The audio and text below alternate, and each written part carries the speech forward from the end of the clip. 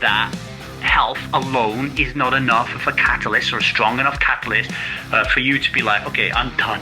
Like, I could catch cancer. The Surgeon General just said I could catch cancer if I drink alcohol. That's it. I'm never drinking again. Why doesn't that work? Well, the reason that doesn't work is the liquid lie. Welcome to the 1000 Days Sober podcast. My name is Lee Davey. I'm not an alcoholic. I refuse to be anonymous. I am someone who lives a self-led life, alcohol-free as fuck, and I spend every single moment of my life helping other people do the same, like right now. Welcome back. It's been a long time.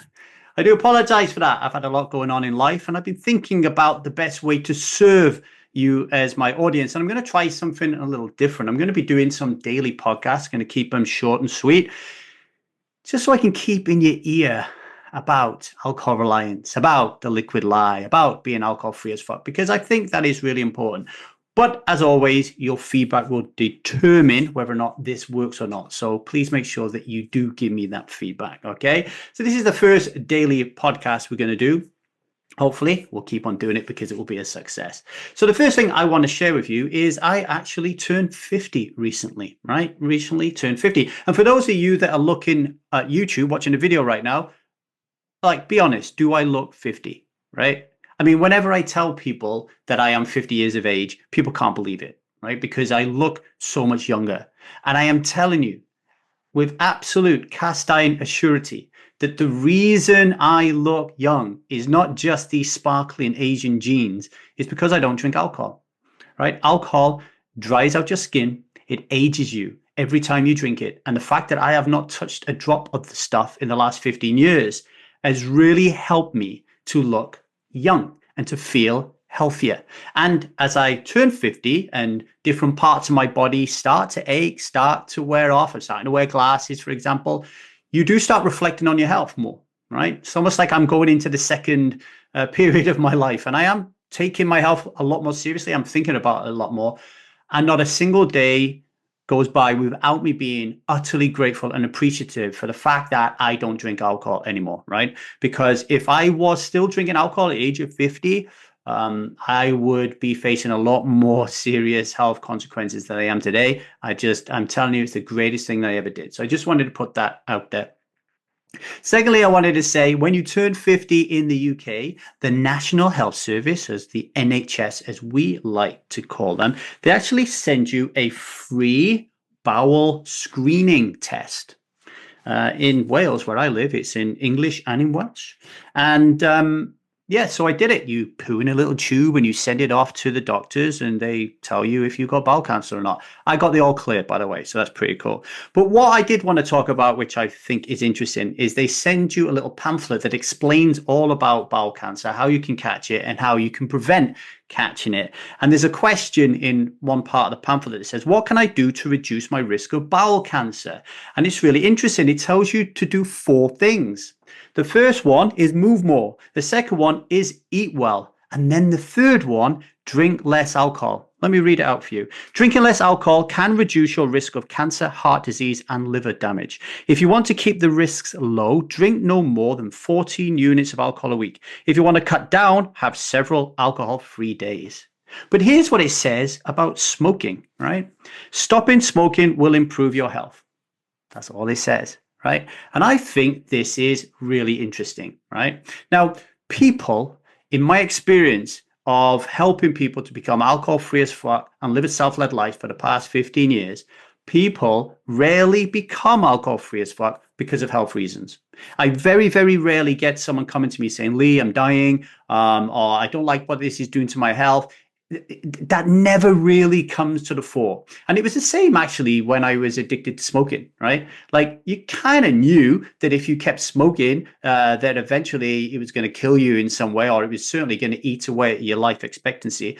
But it never really led to, oh, I need to stop smoking. What actually worked for me was the fear that my son would smoke, or the fear that I wouldn't be around long enough to see my son. It was like something other than me, right? So unfortunately, health reasons, it's not usually a very strong catalyst to become alcohol free as fuck and to break free from alcohol reliance, right? Which is a shame. And today I do want you to subvert the trends, so to speak, and actually focus on your health today and think about yourself and look in the mirror and say, hey, how do I look? Right? Like, especially if you are suffering from alcohol reliance right now, how do I look? How do I used to look? What do I want to get back to? I think that's really important. Okay. So, talking about the health just a little bit. Okay. So, I really do believe that, and the studies are now showing this out in the open, and it's particularly become a focus recently about alcohol being a carcinogen. I can't even say it, carcinogen. Alcohol being bad for you. There you go. That's better, right? And they're talking about cancer a lot and putting out warning labels there on alcohol and stuff like that. And the this classification of alcohol related to cancer is supported by the US Surgeon General's advisory and organizations like the World Health Organization, right? And they're saying that alcohol and too much drinking of alcohol can lead to breast cancer, colorectal cancer, esophageal cancer, liver cancer, cancer of the mouth, cancer of the throat, and cancer of the voice box, right? And cancer cases and mortality in the United States, alcohol consumption is responsible for approximately 100,000 new cancer cases and 20,000 cancer-related deaths annually, making it the third leading preventable cause of cancer, right? So I know that maybe if you're out there and you're drinking and you're worrying about how much you're drinking, you might not be thinking, I need to stop drinking alcohol because I am increasing my likelihood of catching cancer. I get that completely because this is about the liquid lie, right? And I'll talk about that in a minute. But I do, like I said, just today, bump this up a little bit and say to yourself, do you want to reduce the likelihood that you'll get cancer, or do you want to increase the likelihood that you will get cancer? And for me, right, and for all the people that I have helped through the Strive method to become alcohol free as fuck, this is like, in a way, picking off it's the fruit off the smallest branches of the tree. If you can turn this around and become alcohol free as fuck, what a wonderful, powerful way of reducing the likelihood that you will get cancer or any of the other 200 illnesses and diseases that alcohol contributes to in your body, in your mind, and in your soul, so to speak, right? So what a wonderful opportunity to try to be alcohol free as fuck, to kind of like really improve your health and reduce the likelihood that you will get something like cancer. Now, why is it that health alone is not enough of a catalyst or a strong enough catalyst for you to be like, okay, I'm done. Like, I could catch cancer. The Surgeon General just said I could catch cancer if I drink alcohol. That's it. I'm never drinking again. Why doesn't that work? Well, the reason that doesn't work is the liquid lie. This belief that has been indoctrinated into us from birth that alcohol is nice, normal, necessary, natural, and noble to drink, right? And because we have those 5 justifications to drink that are hammered into us when we're young, as young girls, young boys, looking at the men and the women in our life, looking at the role models in our lives, wanting to be like them, thinking very, very subconsciously, automatically, that this is how I need to behave if I want to be in this group, this society, right? This is the liquid lie, right? You look at it everywhere. Alcohol is everywhere, right? And part of this liquid lie that keeps us hooked on alcohol reliance is what I like to call institutionalism. And institutionalism is when you look around at your culture, when you look around at where you live, and you notice actually that all the big major institutions, the financial institution, the healthcare institution, the political institution, all of it really is catered around the need to drink alcohol, right? So it's almost like, let's just take the healthcare system here for a moment. Let's talk about the National Health Service here in the UK. And let's talk about this pamphlet that came through my door for bowel cancer. Okay. So when it comes to smoking, it quite clearly says, what can I do to reduce my risk of bowel cancer? Stop smoking, right? It clearly says that, stop smoking, right? But it doesn't say that about alcohol, does it? It says, even though it is linked to cases of cancer, The pamphlet actually says the information that is coming to us from our healthcare organization in the UK, and it'll be the same around the world, cut down, drink less. So here's this powerful poison, right, that kills millions of people a year, right? Very preventable thing. And our healthcare system is saying to us, drink less, not remove it. Okay. Now, I am hoping that at some point in the future that will change. And some point in the future, we as a species will get our brains right and we'll say to ourselves, what the fuck have we been doing drinking this shit for all our lives? Like if an alien came down to Earth and we told them what we were doing, they would think we were mental. I think honestly that at some point you will get pamphlets through the door that just say, stop drinking alcohol, stop smoking, because there's no value in either. Right? There's no health benefits in either, and there's just a lot of downside. Okay. So I really hope that will change. But what I want you to take away from this podcast is this phenomenon of institutionalism, right? This is something that we talk about in the Strive method. You look all around you, every institution in our society caters around the ability for you to drink alcohol. And you need to think about that and ask why. Okay, ask why. Anyway, we're going to take a short break, and when I return, I'm going to have a great offer for you.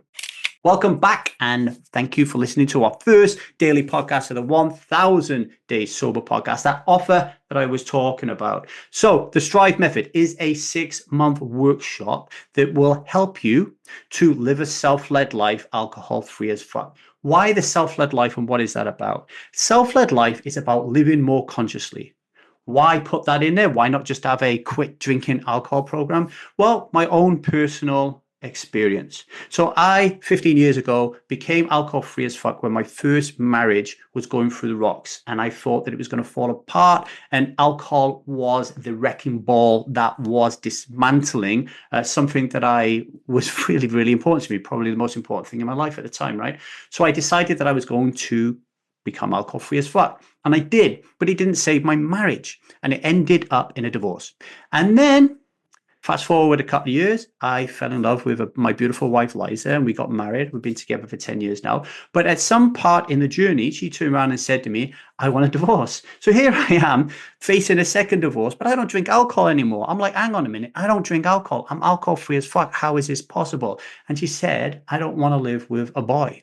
I want a man in my life. And this is where I realized that I was living very, very unconscious, very, very unconscious, right? And I had a lot of issues and a lot of problems, trauma, just the way that I was raised by two beautiful parents who were just doing the best that they can, right? So I had a lot of shit that I had to deal with, that I was taking out on Liza, and I was taking out on my kids and my friends and the people I work with. I was literally running around like a big child. And I realized it was the old adage really from Alcoholics Anonymous where they say about dry drunks, right? And I was like, there's no point helping people to quit alcohol if they're just going to keep being miserable bastards and to keep upsetting and hurting people. This is not the mission I want. So the mission became, I want to help people live a self-led life. And when I turned that around and put that as my central focus, Liza withdrew her application for divorce. Our relationship continues to have problems like everybody else's does, but we're blooming, we're in love, and we're really dedicated to making this happen. And I've learned so much along the way, which I want to share with you.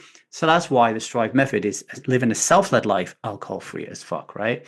And the first of those 6 modules is called Stuck. And in this module, it's really fantastic because it doesn't push you to stop drinking alcohol. And I know for some of you, that is a really uncomfortable thought. It's a really scary and terrifying thought, and I get it. So in the first month, what we're actually doing is we're raising the awareness of the liquid lie. We're raising awareness of what alcohol reliance is. Why are you stuck? Why is it so difficult to stop drinking alcohol? Why is it? Why am I so afraid of letting this go? What is it that's going on here? We're going to provide more and greater awareness around this by explaining the liquid lie and other reasons why you're stuck, right? So it just helps you to get the cognitive dissonance going in your brain and understanding a little bit more about how alcohol fits into our lives and society throughout the world, right? And that is the stuck phase. And you have a wonderful opportunity right now, March 16th. we are going to be running what I call a minimal viable product. We are revamping the stuck phase, and we are asking volunteers to try for free the first week, right? So for first week, you try it for free. You go through the workshops, you do the homework assignments, you join the Strive community, you get involved. For the first week, totally free. All I ask is you provide me feedback to make it even better, even more kick-ass, right? And after the first week, if you want to continue taking the rest of the module, I'll give you 50% off. If you don't, you want to go on your merry way, great. I hope that that 1 week would have helped you improve your understanding of the liquid life. So if you want to get involved in that, email me at thestrivemethod@gmail.com and we'll get you involved, okay? Right, the daily vow. I want you not for the next week, not for the next month, not for the next year, not forever. Forget the forever question. Today, I want you to make a vow that you will not drink today, right? The importance of the vow is really, really important. You know, when you stand there and you get married and you say these vows, they're important to you. They're sacrosanct. I want you to start making your vow to not drink alcohol sacrosanct. Start today. And I know we've said that health isn't usually the catalyst to help you to become alcohol free as well. But just for today, please make your health a priority. Look in the mirror and say, I am not going to drink today because my health, and trying to live longer, healthier, right, is important to me. It's important to me. It's important to my kids. It's important to my parents, my siblings, my friends, that I'm fit and healthy and I live as long as I can and enjoy life as much as I can. Put that today. All right. So just make that vow today. I will not drink alcohol today because my health is really important to me. Okay. Thanks. That's all I've got for today. I'll be back tomorrow with another daily podcast. In the meantime, please rate and review the show on whatever podcast player you're listening to and press that subscribe button. Really, really important. Please, please, please, if you have any comments on anything I've said, or you want to drop me a note so I can talk about it here on the podcast, please leave a comment on the podcast player that you're listening to, or email me at thestrivemethod@gmail.com. Until tomorrow, stay fresh, take that vow, don't drink today, much love, and strive on.